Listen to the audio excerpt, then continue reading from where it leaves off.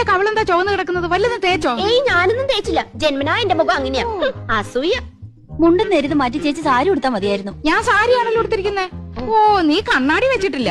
കണ്ണാടി വെച്ചില്ലേ നിനക്ക് ഒരുപാട് പ്രായം തോന്നിക്കും. ഓ, അങ്ങ് തോന്നിച്ചോട്ടെ. ചേച്ചിക്ക് ഞങ്ങളെക്കാൾ പ്രായ കൂടുതലില്ലേ? മുണ്ടും നേരിത് മതിയായിരുന്നു. അതാ സെറ്റപ്പ്. സെറ്റപ്പ് അല്ല ഗെറ്റപ്പാ. ഓ പിന്നെ അയ്യേ, ഇത് തിരുപ്പനാണെന്ന് ഒറ്റ നോട്ടത്തിൽ അറിയാം. ഞാനങ്ങ് സഹിച്ചു. ചേട്ടൻ പറഞ്ഞല്ലോ എന്റെ ഉയരത്തിന് ശരീരം പിടിക്കും, ഇതാണ് മാച്ചസ് എന്ന്. അതൊക്കെ പോട്ടെ. എന്നാ എനിക്കൊന്ന് പറയാനുണ്ട്. ഞാനാണല്ലോ ഏറ്റവും മൂത്തത്. യമുന വന്ന ആദ്യം വരേണ്ടത് എന്റെ മുറിയിലേക്കാ. നാക്കെടുത്ത യമുന ഇംഗ്ലീഷേ പറയൂ. കുറച്ചെങ്കിലും ഇംഗ്ലീഷ് അറിയാവുന്ന എനിക്കാ. ആദ്യം എന്റെ മുറി വരട്ടെ. കാണാലോ പൂരം. യമുന ആദ്യം എന്റെ മുറിയിലേക്ക് വരൂ. ഞങ്ങള് സമപ്രായക്കാരല്ലേ. ഭാഗ്യദോഷത്തിന് ഞാൻ സിനിമാ നടിയായില്ലെന്നുള്ള കാര്യം യമുനയ്ക്ക് അറിയാം. അത് ശരി. ഇതെന്താണ്?